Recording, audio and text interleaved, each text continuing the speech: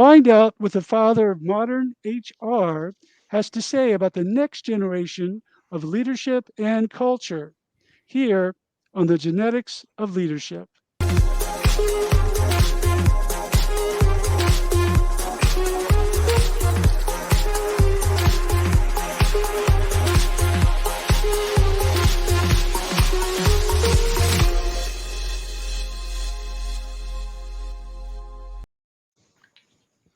Welcome to the Genetics of Leadership, a monthly roundtable about culture and organizational transformation. We are Douglas and Lisa Marie Hatcher, co-founders of Communicate for Impact, and we help organizations align their leadership, strategy, and culture through better storytelling. And joining us is our co-host, Dan Eds. Dan helps organizations build high-impact cultures that deliver greater employee engagement and create new customer value. And today we are delighted to welcome Dr. Dave Ulrich. Professor Ulrich is one of the preeminent academics and thought leaders in the HR space. In fact, HR Magazine called him the father of modern HR. Dr. Ulrich is the Rensselaer Professor at the University of Michigan's Ross School of Business. He's also a partner at the RBL Group, a consulting firm focused on helping organizations and leaders deliver value. Welcome, Professor Ulrich. We are thrilled and honored to have you join us today. Well, first of all, please call me Dave. That's a lot easier. And I love the message, father of HR, but I'm going to show a picture. I'm the father of this great family. So, much more fun to be the father of a family of 3 children and 10 grandchildren. So thank you, Lisa Marie and Douglas and Dan. What a privilege to join you today. And I've seen other shows. You guys do such an incredible job. Thank you. Oh, thank you. Awesome. That's high praise. Thank you. So Dave, our company, Communicate for Impact, we are all about helping companies align around story. So I've got to kick things off by asking you about your story and how you got into the field of organizational behavior. Oh, it's always fun to tell our nothing's more fun than letting people talk about themselves. So I was a student on my way to law school. I got co-opted into a course called Organizational Behavior, OB. The professor captured my imagination. He said, there's no books, there's no text. Go observe the organizations where you live and where you work and describe what happens. I ended up writing, I'll just give one example. I cheated, I confess now. I wrote a paper for my English professor on Beowulf, and I turned it into him. Beowulf, the ideal organization man. My English professor said, that's weird. And he said, do another one. So I did 15 papers for his course. He said, what are you doing going to law school? I went into OB. And I called my parents and I said, I'm not going to law school. And they were, oh my goodness, I'm going to go into OB. And they said, yes, a doctor. And I said, no, I'm going to study organizational behavior. And they said, what is that? And I said, I have no clue, but it captures me. And for the last number of decades, I have OCD. I'll finish that story. My wife's a psychologist. OCD for me is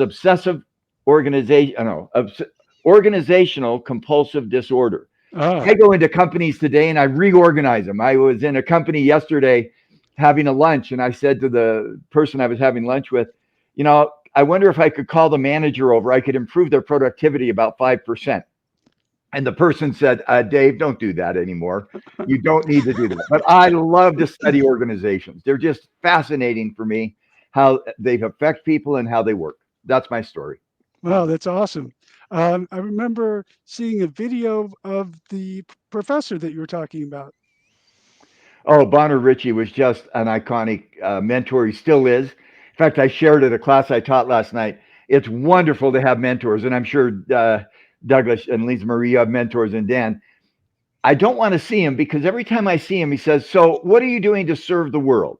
I know you've done other things. You've got to keep serving the world. And so I confessed to a group of students last night. I haven't seen him for a number of months because I need to get my service hat on, which I hope I wear with pride. But Bonner Ritchie and others have just been incredible mentors. Wow, that's a great question. I love that. Dave, that reminds me that I have a few mentors in my own world, and sometimes I sort of hate to see them because I typically come away with about 5 new books that I have to read. Oh, So, and eh, like I have to read them within the next 24 hours. yeah, So, I get it. I get it. And I've been blessed to have mentors from all parts. And I think I like, Dan, what you said. The research used to say have a mentor. Now the research is saying have a network of mentors, Mm. plural, mm, Yeah. because the network allows you to get a lot of difference. I have mentors who are very into theory and research and statistics, and mentors into humanitarian aid, and mentor just and religion and work. And Dan, it sounds like you had that oh yeah. ecosystem of mentors. Yeah, and a breadth of mentors, not just Yeah. one from one discipline, but a whole breadth. Wondering if I could ask you a question specifically about culture and leadership. But as you work with organizations today, um, talk to us about the impact of leadership and culture and leadership, and more to the point about how culture and leadership, maybe specifically culture, impacts organizational performance. Oh, watch out. We only have 40 minutes. I We're could go ready. forever on this. It's fascinating. Peter Drucker is attributed to have said culture eats strategy for breakfast. By the way, he never said that. Yep. My takeaway is if you have a great quote, tell the world that Albert Einstein or Peter Drucker said it. So everybody will read it. There's a lot of ways to go with that. One is research, because I love research. I think there is value in research. We have studied, and I'm going to do a hand gesture to embarrass myself. We have studied people, talent, workforce, the employee, the individual, Mm, competence. And we've studied my fifth, the team, the organization, the culture. And we love to look not at what you do as a person or what you do as an organization, but the impact of that on outcomes, financial performance, mm, customer share, strategic reinvention, employee well being.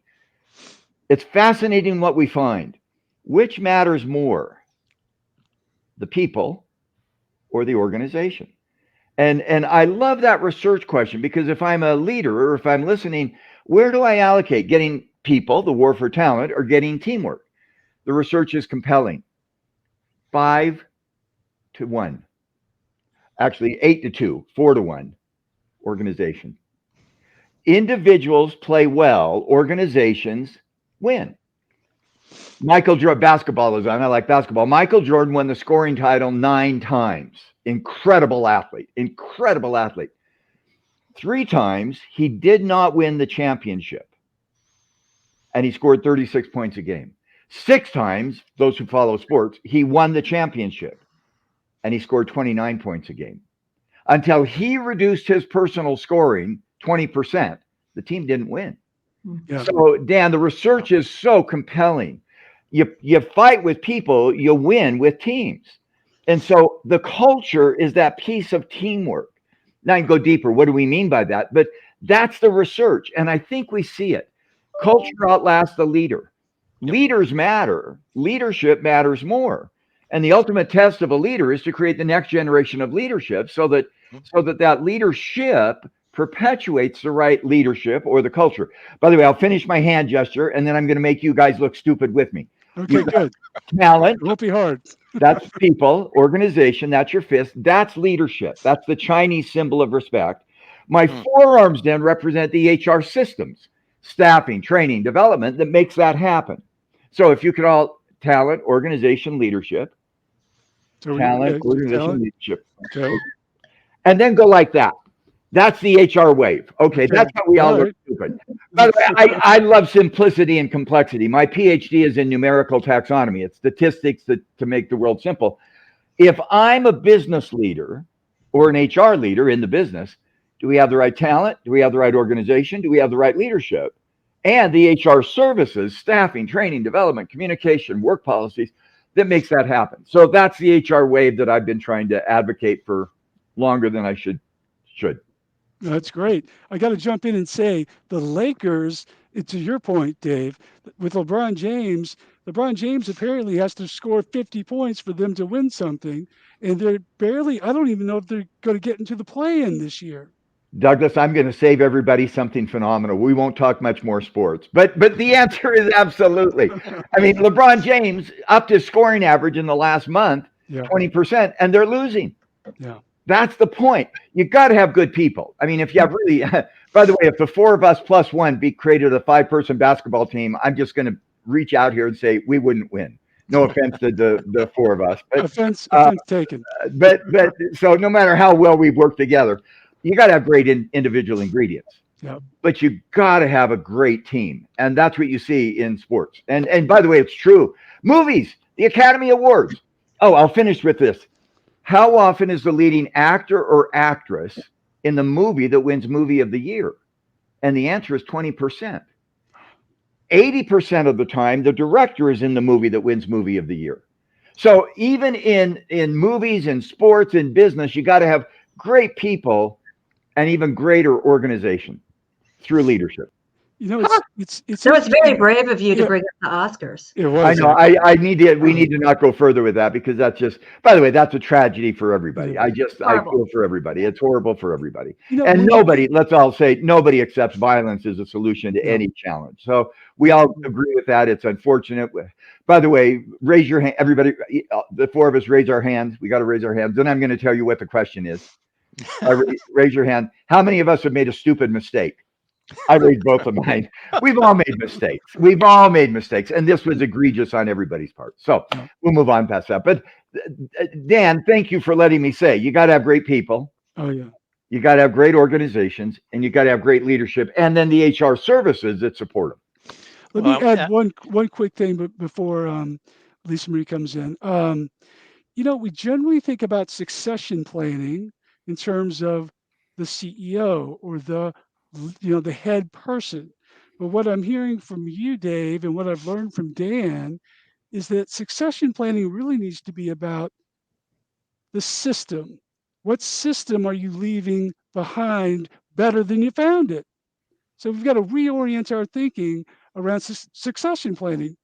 Two thoughts. Well, first of all, I'm going to give everybody a big tip. Anytime Dan speaks, just say amen. That'll save us all a whole lot of work. Two thoughts. We differentiate leader, who's the individual, and leadership, which is the collection of creating future leaders. Leaders matter. There's no question. We have iconic leaders, but you've got to have leadership. The second thought is succession planning is often make a mistake because it starts with the person. Yep. Who should succeed? A, B, or C? Wrong. You don't start succession with the person, but the requirements of the position. So what does this position require? And once you get clear about that, then you look at the person who may be the best fit for that setting. Excellent. Leadership, not leader. Position, not person. Very nice. All right. Let's see. We have a comment. Teams are not only a set of values or performance units. Many organizations don't understand the difference. So I guess the question is, what's the difference between values and performance units? Is that the question? Again, I know the person has in mind a question, and if they want to flesh it out more. Yeah. Individuals have a set of skills, knowledge, skill, ability, engagement, all of those things. Teams bring those individual skills together to create the whole more than the parts. Yeah. Again, my Ph.D. is in numerical taxonomy. I confess that. If you know what it is, I'll pay you $10. If you care, I'll pay you $20. But I can taxonomy Google is it really quickly. yeah. But taxonomy is the science of taking complex stuff and making it simple. There's hundreds of studies on teamwork. So the question that Andre asked is, what makes a high-performing team? Let me suggest 4 things, because I love simplicity like I did before. Do we have a clear purpose? Do those separate individuals come together for a collective purpose? 2, do we have good governance? How many on the team? How often do we meet? How do we make decisions? 3rd, do we relate with each other? Do we care for each other? And do we conflict with each other? Care and conflict are the same side of the coin. We have to care and we have to be willing to disagree. And 4, are we constantly learning?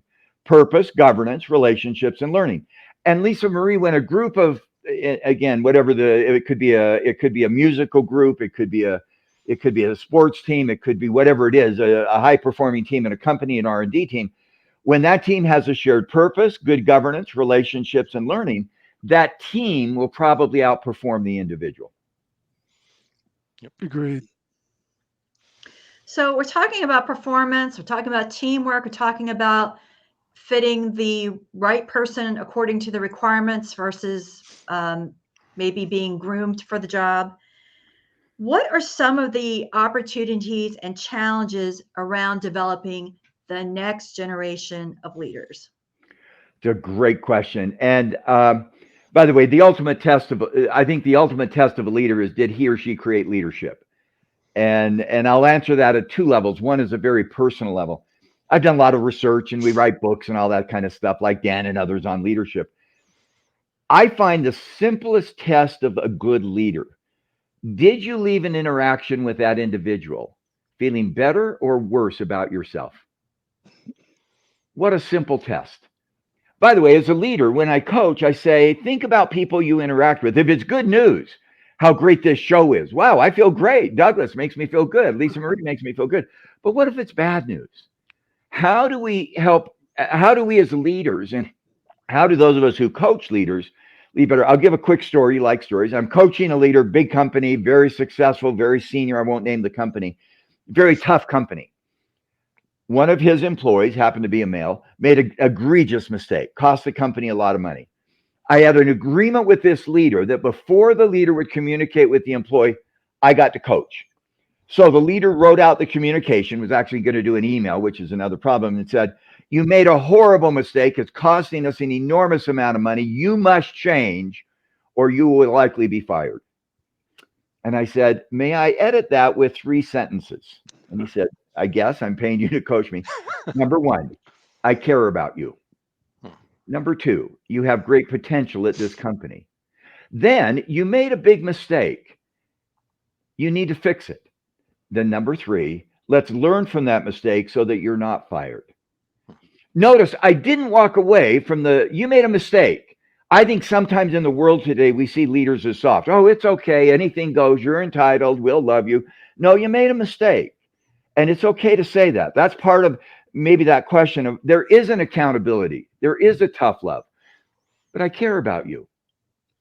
You have great potential. You made a mistake. Now let's learn so that we can get better. I think that's a test of leadership at a very personal level. There's a lot of research now, Lisa Marie, about next generation leadership. And I can get into that. But I think at a very personal level, that is so helpful. So if I'm listening and I'm saying, wow, I'm a leader, I've got to have an interaction with an employee that's going to be one of those, quote, difficult conversations that Joe Grenny and Carrie Patterson talk about. Start with positive. How do I make sure that employee leaves feeling better about him or herself? One of to follow on that, Dave, one of our favorite shows as a family is American Idol. And the other night, and we love Lionel Richie, Katy Perry, and Luke Bryan. The other night, they have, especially at the very beginning, they have the tough task of letting people down. Oh, that's it. I had not thought of that. That's a great. And saying, there are 2 things they do. One is they'll say, "You're not. I'm a no for now," meaning Not ready yet. or not ready yet. Nice. But Lionel Richie, the great philosopher Lionel Richie, said, "Winning is winning, but losing is learning." Oh, I love it. So Carol Dweck, the psychologist who came up with growth mindset, she has a line. It's in the other room. I should go get it. I made it as a pillow for my wife. I'm not failing. I'm learning. Very nice. And it's the same thing. I mean, and by the way, my take on that is, if you haven't failed on something in the last 30 or 60 days, you're not stretching. Yeah. Now, I don't. By the way, if you fail 3 or 4 times on the same thing, then you've got another problem. But I hope people will get outside there, and we are. And for example, Lisa Marie, one of the issues that's coming with next generation is, how do you navigate the paradox of entitlement and delivery? I'm seeing that right now with next Gen Z. I've grown up without having to be challenged for many of that generation. How do we navigate this incredible paradox? And I think that's one of the opportunities of leadership. The other issue on next generation, if I could be so bold. Yeah. I am obviously a baby boomer. I don't have to declare my birthday. Just look at my face. Baby boomers, born before 1964, 64 to 82, Gen X. I don't know if any of you are in that category. 82 to 2002, and then post 98 or 2000. Everybody loves to think that this next generation is different. Let me tell you what the research shows. We're all the same on some fundamentals of why we work. The next generation likes creativity. Dan, I'm going to be so bold as to assume you might join me in that baby boomer cadre. Dan, do you like Guilty as charged. Do you like creativity? Oh, love it. Love it. I want to have meaning in my job. Mm-hmm. Duh. By the way, I don't know if anybody on the call is Generation X. Everybody just ignores them from 64 to 82. We don't care about you. But by the way, a lot of what is the same. Why people work is the same. How people work differs. That's the headline. Yeah. Why do I work? Believe, become, and belong. We did a book called Why Work, Why People Work. You work for meaning and purpose.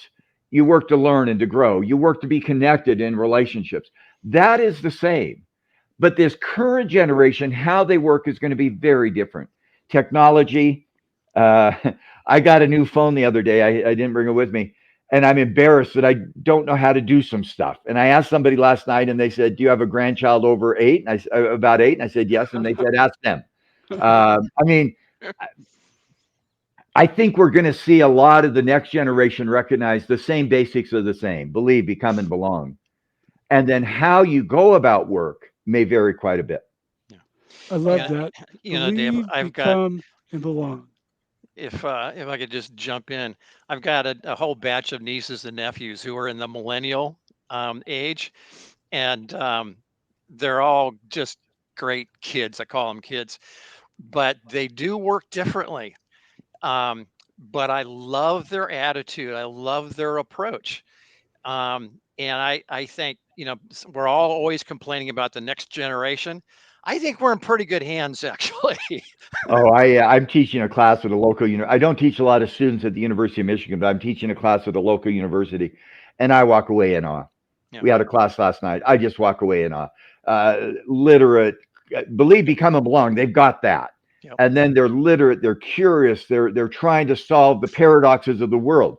Yep. How do we live in a world of incredible angst and pain? The crisis in the Ukraine, which will date some of this if people watch it later, but there's an ongoing crisis, and still manage to be humanitarian. I'm so impressed, Dan, with the next generation. Yeah, me too. Absolutely love them. Well, talking about I raised one too, so I might be a little biased, but well, talking about the next generations and the next generation, we have 11-year-old twins, and Wow. our daughter was home one day doing her math homework, and I was kind of looking over her shoulder. I was like, "No, that's not how you do it. That's not the right answer." And she got very irritated with me, and she said, "Mom, let me do it because I need to fail forward." Oh, And I was like, that's "You're 11 mine. years old, and you're talking about failing forward." And never would have. That's so cool. We had to give her Carol Dweck's book to read.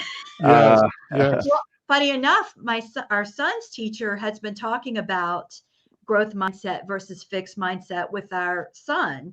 And when we're back to American Idol, we were watching it. No, we were watching The Masked Singer the other night with the kids.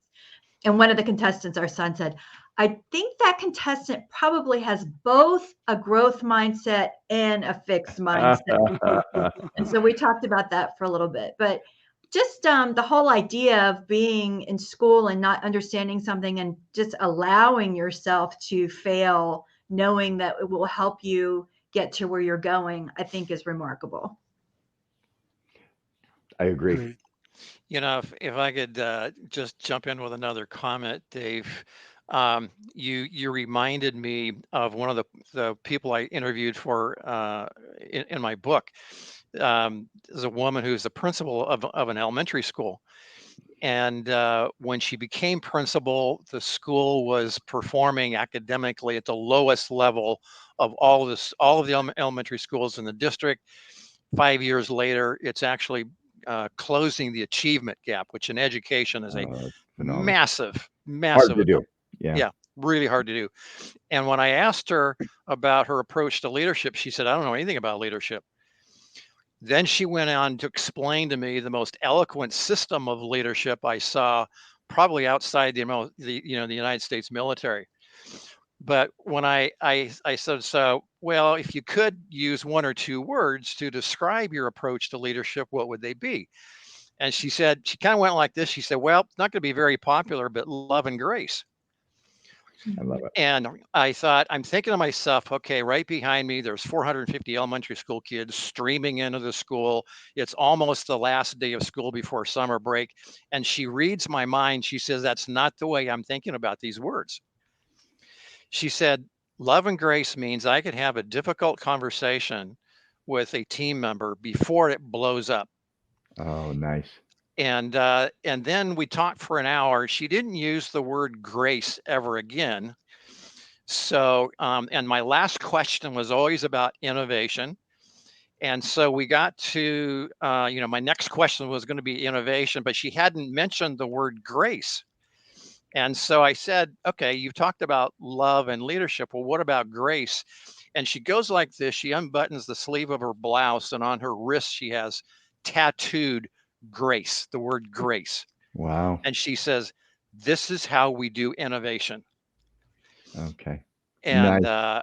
she What a said, great story.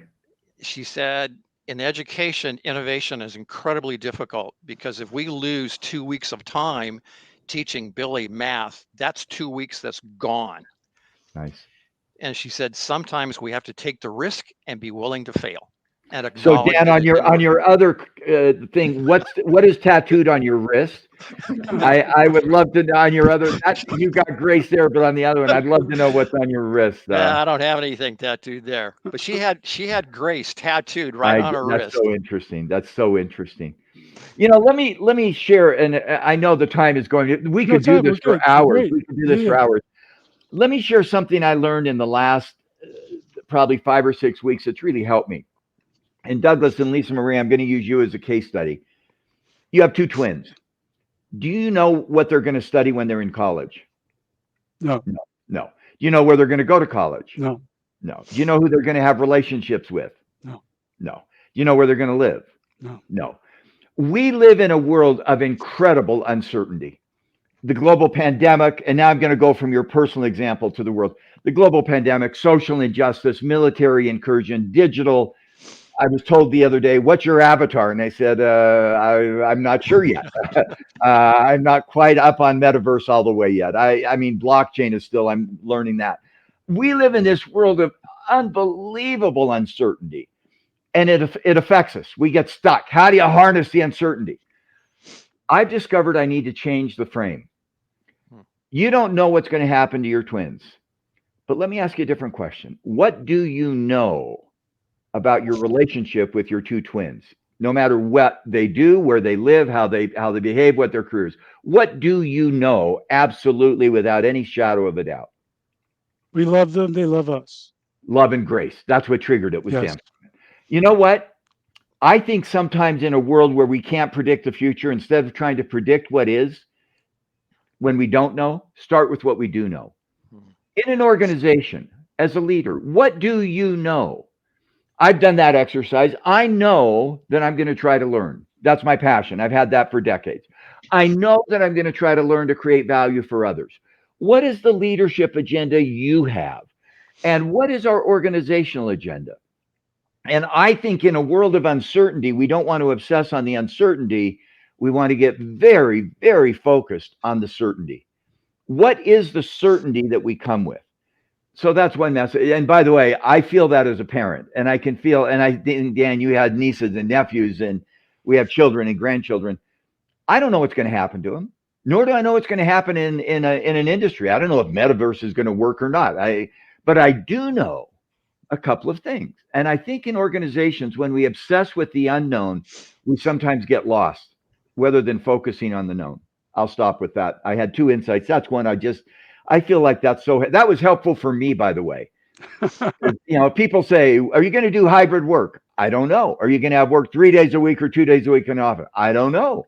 What are you going to do for hiring the next generation? I don't know.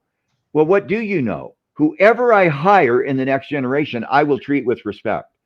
I will give them opportunities to learn and to grow, believe, become, and belong. I don't care where you work. In fact, I think hybrid work is almost the wrong question. I don't care where you work. I don't care Yep. how you work. I know that if your work will create value for a customer, we will have a better company. Let's focus on not where we work and how we work, but why we work and what we Yep. work on. Well, you said to say amen to Dan, but we'll say amen to that as well. Oh, Yes. thank Um, Dan, you've got a question, I think, about the Great Resignation. Oh yeah, yeah. Sorry, I got wrapped up in the conversation. So, as you know, right now everybody's worrying about the Great Resignation. What do you think is behind this? you. Oh. And from the standpoint of culture and leadership, where do you think that's going? Well, then I could ask you, what do you think? I mean, let's go back and forth. You tell me, you tell me one, or Douglas or Lisa Marie, and I'll tell you one. What's behind it? I'll start. I mean, Yep. unemployment is at lowest levels it's been forever, so people have opportunities. That's Yep. one. What else? I think there's a shift in power. I agree. Yeah. Employee, what was it called? Employee primacy. It wasn't my term. You have to look up who said it. Employees have more authority and power than the Yep. company because they have. That was yours. I'll do another one. A lot of people have never worked in their company in person, so they have no social cohesion. Right. The research I've seen says productivity goes up working at home in isolation, like many of us are right now, but social cohesion goes down, and it's social cohesion that keeps us working together. Right. Any other drivers from any of us? Not a shock. What's next? I don't know exactly. What I do know is that when employees feel connected to the company as a vehicle to create value in the marketplace, they're more likely to stay in the company. Hmm. So if I, as an employee, I don't care where I work. I could be in the beautiful house where Lisa Marie and Douglas are, or Dan in your office, or me in my office. If I see my work connected to serving customers, I'm more likely to stay because I see the value. I know that if I feel connected to other people, Tom Peters did a great book with Waterman, Managing by Wandering Around in Search of Yep. Excellence. Yep. It was a Hewlett Packard idea. Well, guess what? We're not going to wander into your office. We're not going to let our spy cam, automatically turn on and see what you're doing. So I've been in a company where the leader does a check-in. Every week, I'm going to check in with the 5 or 10 employees who report to me for 10 minutes and not talk about work. Yep. How you doing, Dan? How's that? How are those nieces? How are those nephews? Lisa Marie, how are your kids doing at learning from failure? Whatever it is, and I joke about that. I think when I know that if we treat our employees at a distance as if it's personal, we'll have a better relationship, and it's Yeah. going to be more likely to succeed. So, I think the Great Resignation is a little bit of an inevitable blip for all the reasons we just said. Yeah. And it's a little bit like I remember when 2020 happened, the last 2 years feel like one. Everybody was gaga. Where are you going to work at home? How are you going to work at home? That was a 6 to 9 month blip. I think this is going to be a blip, and I think we'll see some back to the basics of business. I love the fact that you, Dave, and Dan, both of you have this real focus on the customer. And it seems sort of obvious that people would have that. But I think one of the best ways to get an employee sort of back on in the saddle, back on track, not to feel bad, but to feel good, is to remember the customer. And I think a lot of what happens, I used to work at MasterCard a long time ago. We get in a bubble and we're just kind of we're insulated from our customer. And I don't think we wake up every day thinking about who our customer is. By the way, Douglas, can we do a high five? I don't know if you can do a high five Yes. virtually. We should do double high five. Yes. I said earlier there were 2 things I want to share. Let me share the second. And I often I get known as doing HR people organization. I say, what's the most important thing that a leader or an HR professional can give an employee? And I start with what we said: believe, meaning, become, learn, belong. All the above, or none of the above. Not 80%, all the above. And I say, no, that's not the most important thing you can give an employee. And everybody's going, what's wrong with this guy? Did he wake up grouchy? No. The most important thing we can give an employee is a company that succeeds in the marketplace. Yeah. Let me say that again. If we don't succeed in the marketplace, there is no workplace. There's no believe. There's no become. There's no belong. And I'm old enough. I have worked with a lot of companies: Toys R Us, Circuit City, Digital Equipment, People Express, the airline of the 80s, that had great talent, organization, and leadership practices, and 1 million people are out of work. Yeah. I think we start with the marketplace.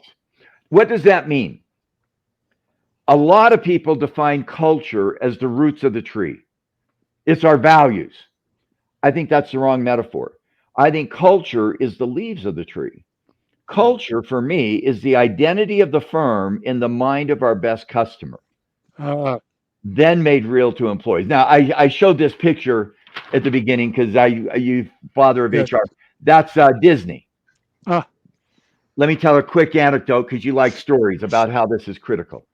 Our son finished his PhD. We're proud of him. We said, "What would you like?" He said, "Dad, I'd like to go with our children to Disney." Well, as soon as he said it, his sister said it, and his sister said it. So 4 years ago, we showed up with 16 of us at Disney in Florida. For those who've not been to Florida, it's hot, it's humid, and our kids said, "We got to stay on property. We've got to have the full experience," which means dad pays.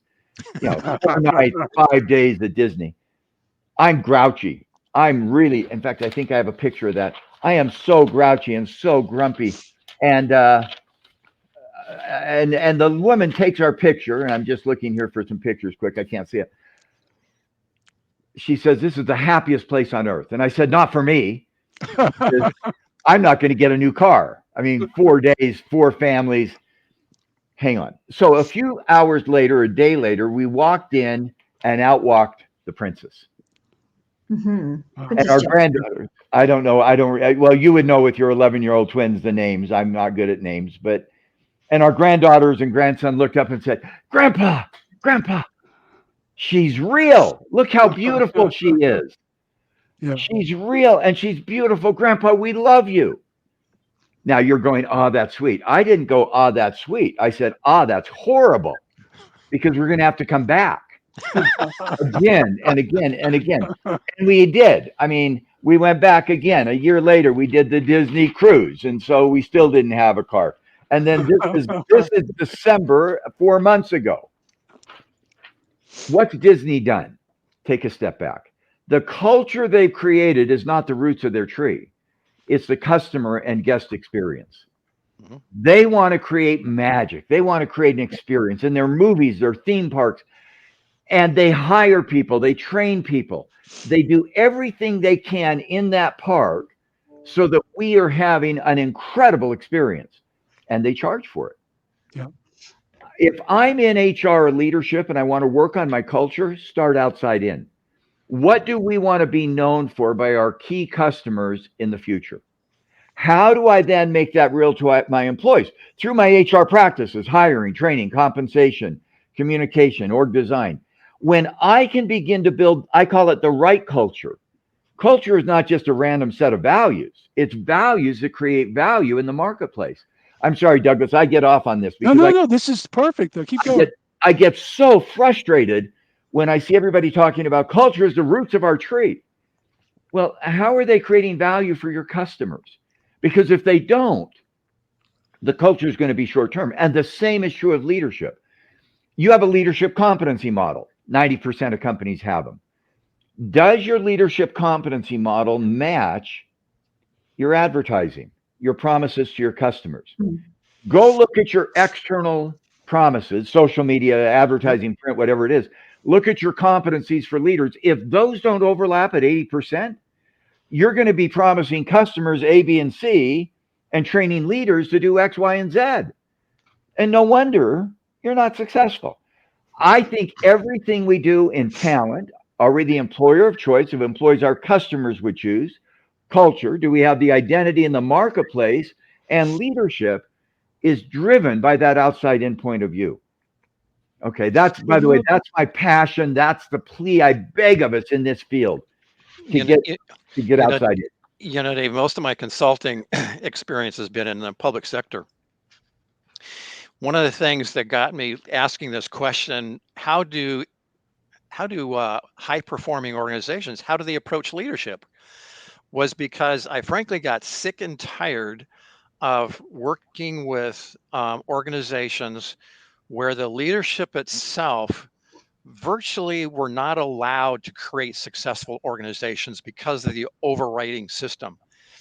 Right. I had finished a project for a large state agency several years ago, There was light at the end of the tunnel. It was going to take about 1.5 years for them to implement everything that we had come up with.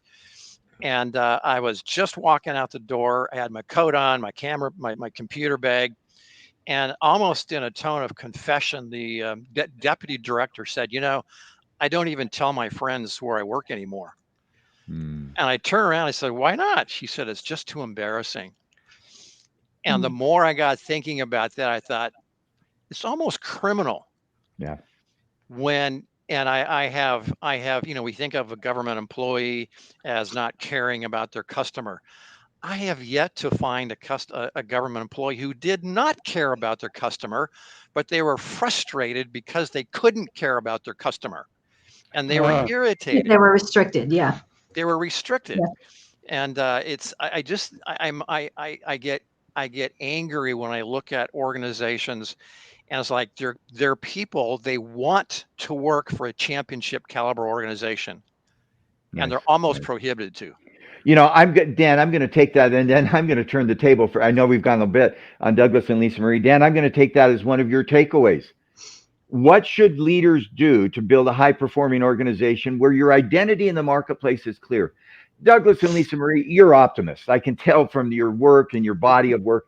What gives you hope about next generation culture and leadership? We've got Dan's hope that when leaders can build an identity and allow people to liberate themselves, what gives each of you hope in that next generation of leadership Honestly, and leaders and culture? so first of all, I think this is the most exciting time we could possibly be living in when it comes to innovation, invention, cures, all of these things. It's really, really magical. At the same time, it's one of the most dangerous, perilous times we've ever been in. What gives me hope is that the human experience in the human being hasn't really changed Nice. in millennia. And what we need to make sure is that people have the right values. They care about each other. They love each other. They put their customer first. They are willing to be humble so they can understand what they don't know and ask. So I think human beings are relatively still the same. So that gives me hope. Lisa Marie. Well, I was just going to say, I think children, our children, people our children's age, children our children's age, who are the second generation to come up, are now witnessing a generation of purpose-driven businesses, and they see it in advertising, they see it in marketing, they see it in social media. They love the Dhar Man videos. They think, all the morality shows out there about morality plays. They expect businesses to be good to the environment and be good to their customers. And so I think that they are being brought up into that culture. I think that's I love the three comments, and I think we're going to echo the same. And I'm assuming many listening we confirm. About 1.5 years, almost 2 years ago now, the Business Roundtable came out, profit and purpose, profit and people. I challenged it. Here is my challenge. One word I think is off, and it's the and word. I change it. Profit through purpose, profit through people. These are not orthogonal. They're not, Monday, Wednesday, and Friday, I'm going to do profit. Tuesday, Thursday, and Saturday, I'm going to do purpose. How do we connect those? And I think that human connection that all of us talk about will create value in the marketplace with customers. When we treat our people as if they're our best customers and our customers as if they're our best people, we create a virtuous cycle, or spiral is better, that grows. And to me, that's what leadership, talent, and culture is about. And it's not easy to go there. I'm not going to be Pollyanna, because there's all kinds of speed bumps and challenges. But boy, when that mindset, that's what I hope we have certainty about in an uncertain world. That we can create talent, organization, leadership through HR, my stupid way, and I'm sorry to do that. No, it's good. When we can create that agenda that allows an organization to succeed with customers, I'd also say it's success with investors. Today, 80% of most companies is intangible value. It's not your cash flow, it's your confidence in future earnings. And in communities. I'm seeing in the last 5 weeks with the humanitarian crisis in Eastern Europe, people coming together and saying, how do we solve social citizenship issues? And it could be the refugee crisis, it could be climate change, it could be other social issues. Tencent, one of the big companies in China, just took out their new tagline is technology for good. We're going to use technology to help people have better lives. I think that is an agenda that gives me, with all of us and those listening, a sense of hope. That's excellent. And what a great question, by the way. We could talk about this all day, but we do need to wrap up. I'm just going to say, Dave, thank you so much for joining us. This was amazing.